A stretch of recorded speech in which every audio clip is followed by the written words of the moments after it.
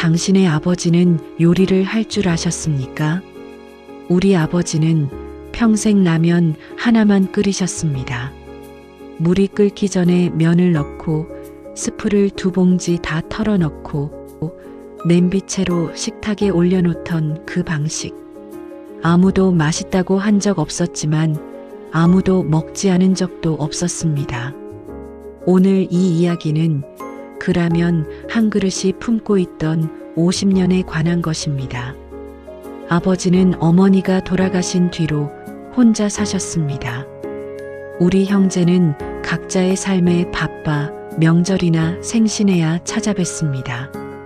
아버지는 언제나 같은 말씀을 하셨죠. 왔냐? 그리고 이내 주방으로 들어가 냄비를 꺼내셨습니다.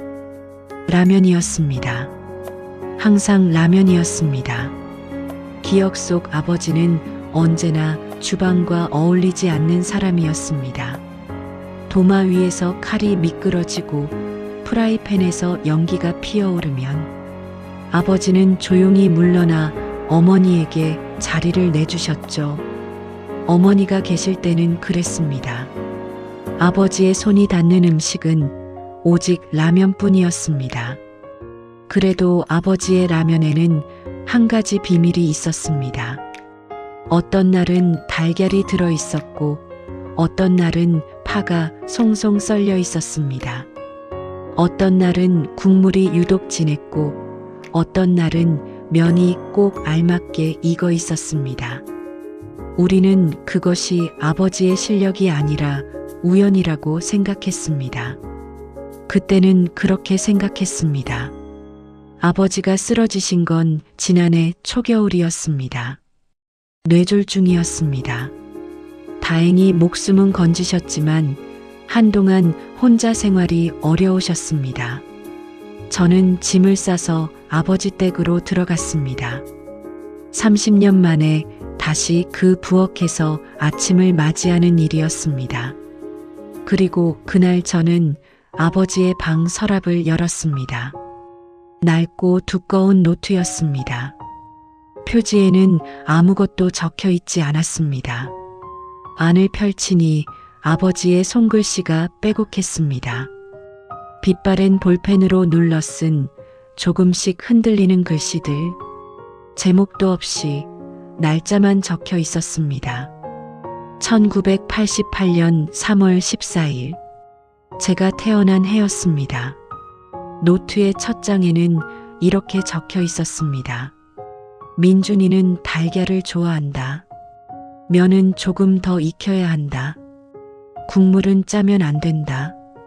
저는 한동안 그 문장들을 읽지 못했습니다. 숨이 멎는 것 같았습니다. 민준이, 그것은 제 이름이었습니다. 페이지를 넘길수록 우리 가족의 이름이 등장했습니다. 형은 파를 싫어한다. 어머니는 국물을 2번씩 마신다. 막내는 면이 불어도 개의치 않는다.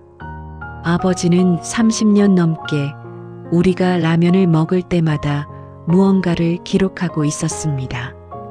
우리가 알아차리지 못한 채로 노트는 모두 5권이었습니다. 어머니가 돌아가신 해부터 적힌 것이 더 많아졌습니다. 가족들이 다 떠난 뒤에도 아버지는 계속 적으셨습니다. 명절에 왔다 간 날의 기록, 우리가 먹다 남긴 라면, 그릇을 비운 날과 비우지 않은 날. 아버지는 그것을 전부 기억하고 있었습니다. 저는 아버지에게 노트를 보여드렸습니다. 아버지는 한동안 아무 말씀도 하지 않으셨습니다. 떨리는 손으로 표지를 쓰다듬더니 조용히 입을 여셨습니다. 라면 잘 못 끓이는 건 알았어. 그러니까 더 잘 알아야 했지. 저는 그 말의 무게를 오래도록 이해하지 못했습니다. 아버지는 사실 요리를 배우려 하셨다고 합니다. 어머니가 돌아가신 다음에 동네 문화센터에 등록을 하셨다가 첫날 수업에서 돌아오셨습니다. 그날 이후로 다시 가지 않으셨습니다. 이유는 여쭤봐도 말씀하지 않으셨습니다. 노트 어딘가에 그 날짜가 적혀 있을 것 같았지만 저는 찾지 않기로 했습니다. 노트 속에서 저는 한 페이지를 더 발견했습니다. 날짜도 이름도 없는 페이지였습니다. 단지 이런 문장만 적혀 있었습니다. 맛이 없어도 먹어줘서 고마웠다. 저는 노트를 덮고 한참을 그 자리에 앉아 있었습니다. 아버지의 라면이 왜 언제나 조금 이상했는지 비로소 알 것 같았습니다. 그것은 요리가 아니었습니다. 사랑이었습니다. 그날 저녁 저는 아버지와 함께 라면을 끓였습니다. 아버지가 냄비를 내밀고 제가 물을 올렸습니다. 오랫동안 조용했습니다. 달걀을 꺼내려는데 아버지가 먼저 2개를 꺼내셨습니다. 제 것과 당신 것. 그 손이 조금도 떨리지 않았습니다. 우리는 그날 처음으로 같이 라면을 만들었습니다. 아버지는 스프를 절반만 넣으라고 하셨습니다. 파는 굵게 썰어야 한다고 하셨습니다.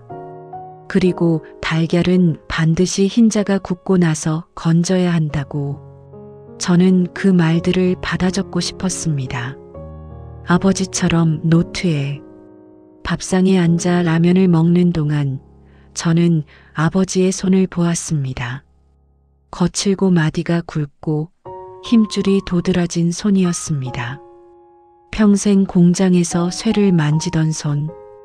그 손이 30년간 노트를 쥐고 우리의 입맛을 기록했습니다. 저는 그릇을 비웠습니다. 태어나서 처음으로 아버지의 라면이 맛있었습니다. 빅토르 프랭클은 말했습니다. 사랑은 다른 사람의 가장 깊은 존재를 바라보는 행위라고. 아버지는 우리를 바라보는 방법을 알고 있었습니다. 다만 그 방법이 서툰 칼질이 아니라 조용한 기록이었을 뿐입니다. 사랑에는 원래 형식이 없습니다. 형식이 없기 때문에 때로 우리는 그것을 너무 늦게 알아봅니다. 아버지는 지금도 서랍 속에 새 노트를 가지고 있습니다. 한 페이지가 채워져 있었습니다. 날짜는 지난 추석이었습니다. 민준이가 이번엔 국물을 다 마셨다. 달걀을 2개 넣기를 잘했다. 저는 그 문장을 읽고 조용히 서랍을 닫았습니다. 아버지는 아직도 기록하고 있었습니다. 당신의 아버지는 무엇을 몰래 기억하고 있었습니까? 혹시 아직 열어보지 않은 서랍이 당신 곁에도 있지는 않습니까? 그리고 당신은 지금 누군가의 입맛을 그 사람 모르게 기억하고 있지는 않습니까?